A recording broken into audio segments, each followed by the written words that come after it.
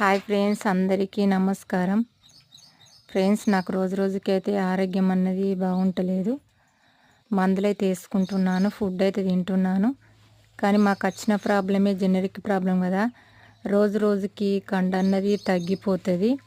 Friends, నా ఆర్థిక పరిస్థితితో ఇబ్బందులు ఉన్నదని హెల్ప్ చేయమని పెట్టుకున్నాను. చాలామంది ముందుకొచ్చి కొంచెంలో కొంచెమైనా వాళ్ళకు తోచినంత అయితే హెల్ప్ చేస్తున్నారు. కొంతమంది సపోర్ట్ చేస్తున్నారు, ఇంకో కొంతమంది ఇంటికి వస్తాం అక్క అని చెప్తున్నారు. చాలా ధైర్యం చెప్తున్నారు. ఈ రిపోర్ట్స్ అయితే మా చిట్టి ఫ్రెండ్స్, ఎందుకంటే చిట్టికైతే ముఖం మీదనైతే కంతున్నదని చెప్పాను కదా. అవన్నీ క్యానింగు, రక్తం పరీక్ష అవన్నీ పరీక్షలు అయితే అయినాయి. అయితే డాక్టర్లు మందులతోటి కరగదు, ఆపరేషన్ చేయాలని అన్నారు. అమ్మ అయితే గూపాలపల్లికి తీసుకుపోయి అయితే ఆపరేషన్ అయితే చేస్తే తీసుకొని వచ్చింది అమ్మ అయితే. ఫ్రెండ్స్, ఎందుకంటే కష్టాలు ఉన్న వాళ్ళకే కష్టాలు, బాధలు ఉన్న వాళ్ళకే బాధలు ఉన్నాయి. ఏం చేయలేని పరిస్థితి మాదైతే. ఎందుకంటే వెనక ముందు ఆధారం అన్నది సుత లేదు. మాకు అక్క చెల్లెలైనా, బాంధులైనా, మా చుట్టాలైనా అందరూ మీరు మాకైతే తోడుగా ఉంటున్నారు. నా పిల్లల బాధ, నా బాధ చాలామంది అర్థం చేసుకొని ముందుకొచ్చి నాకు చాలామంది ధైర్యం చెప్తున్నారు. అమ్మ జీవితం సుత అన్ని కష్టాలు, అన్ని బాధలే.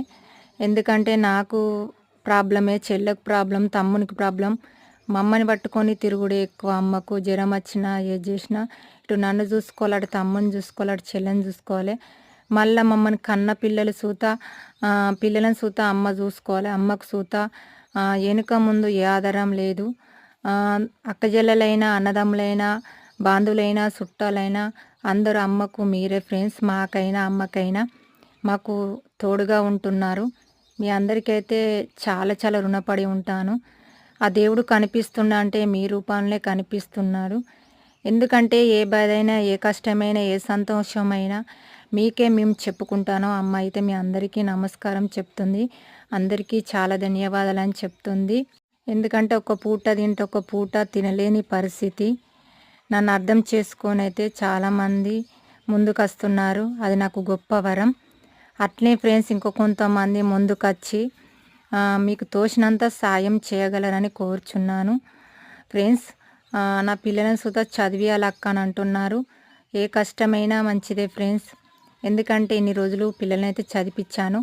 ఇప్పుడైతే మీరు సపోర్ట్గా ఉన్నారు, మీరు ధైర్యంగా ఉన్నారు. పిల్లల్ని అయితే చదివిస్తాను. కానీ ఇప్పుడు చిట్టికైతే కంటి ఆపరేషన్ అయితే ఆ దేవుని దయ వల్ల అయితే అయింది ఫ్రెండ్స్. ఇంటికైతే మంచిగా క్షేమంగా వచ్చారు. అందరికీ నమస్కారం ఫ్రెండ్స్. అందరికీ బాయ్.